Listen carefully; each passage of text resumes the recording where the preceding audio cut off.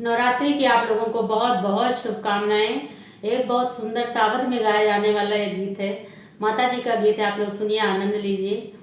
और इस गाने में जो है, एक पत्नी अपने पति से अर्ज कर रही है, विनती कर रही है कि आप मुझे माता जी के धाम ले चलिए, मैं भी दर्शन करने जाऊंगी। मेरी सारी सहेलियां गई हुई हैं तो मैं भी जाऊंगी। तो देखिए, घर परिवार छोड़ के जाना कितना मुश्किल होता है, कितनी अड़चने आती हैं।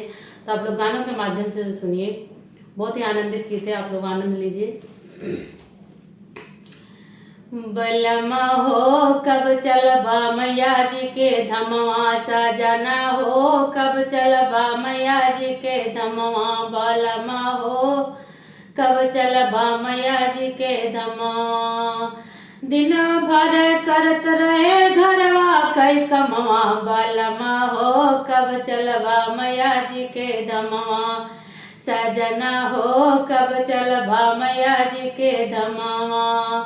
कैसे का धाना तुम्हें समझाई, कैसे का धाना तुम्हें समझाई, बाबू ओ माई जय है रिसाई, बाबू ओ माई जय है रिसाई।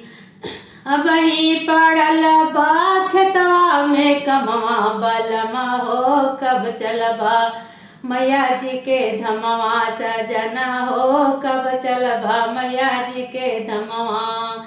दिन भर करत रहे घरवा कई कमवा, बलमा हो कब चलबा मैया जी के धमवा, सजना हो कब चलबा मैया जी के धमवा।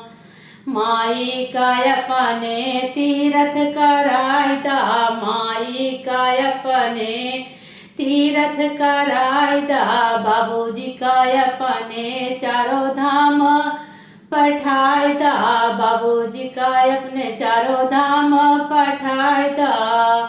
आग लगई बजर पर खेतवा कई कमवा, बलमा हो कब चलबा मैया जी के धमवा, सजना हो कब चलबा मैया जी के धमवा। दिन भर करत रहे घरवा कई कमवा, बलमा हो कब चलबा मैया जी के धमवा, सजना हो कब चलबा मैया जी के धमवा। कैसे का धाना तुम्हें समझाई, कैसे का धाना तुम्हें समझाई, भैया यो भौजी जय है रिसाई, भैया ओ भौजी जय है रिसाई। अब ही पड़ला बा घरवा कई कमवा, बलमा हो कब चलबा मैया जी के धमवा, सजना हो कब चलबा मैया जी के धमवा।